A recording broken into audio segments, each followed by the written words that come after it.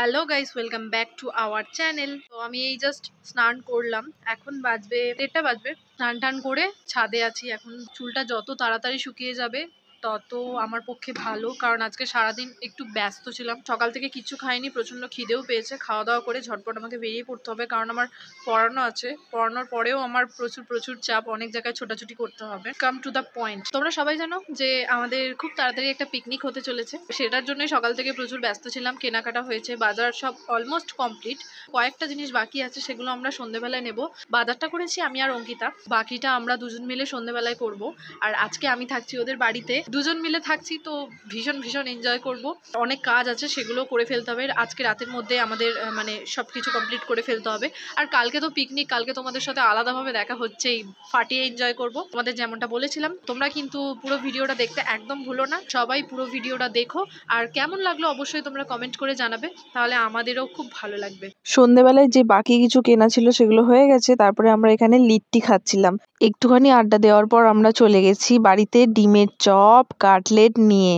তারপর এখানে দেখতেই পাচ্ছ অঙ্কিতা তার হবু বরের সাথে ভিডিও কলে কথা বলছে, কাকিমাও কথা বলছে। আমি এখানে বসেছিলাম, আমাদের কিছু কাজ আছে সেগুলোকেও সেরে ফেলতে হবে ঝটপট। তো আমরা এখানে বসে পড়েছি, কারণ অনেকটা রাত হয়ে গেছে। তো এখানে কমপ্লিট, দেখো আলু ঠালু কাটা সবকিছুই, পেঁয়াজ রসুন ছাড়ানো, পেস্ট করা।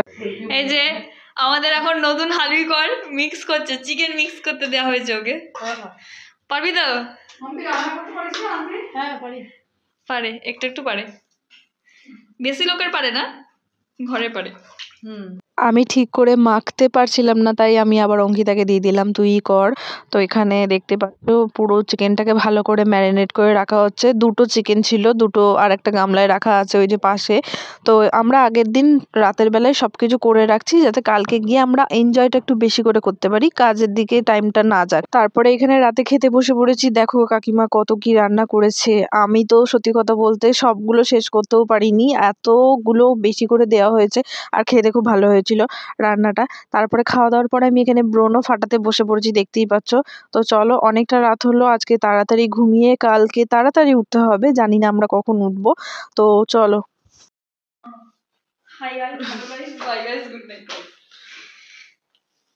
আমাদের সবকিছুই কমপ্লিট হয়ে গেছে, আমরা দুজনেই করেছি সবটা বলতে গেলে। কাল দেখা হবে। আমরাই সব কাজের, ওরা কুটে, ওরা খাওয়া খেতে পারে। দুজনেরই হয়ে গেছে, পেট পুরো ফুল হয়ে গেছে। এখন কটা বাজবে রে? এখন বাজে 11টা 18। 11টা 18 বাজছে। আমি তো ঘুমিয়ে পড়বো তাড়াতাড়ি, ওর কোনো ঠিক নেই, জানি না ওর ঘুমায় কি ঘুমায় না। তবে আমার 12টা বাজতে না বাজতে ঘুমায় না মানে তুই তো জেগে থাকিস একটা পর্যন্ত। না ওটা মাঝে মাঝে জাগি, কিন্তু আমি করব। কাকে বলছেন?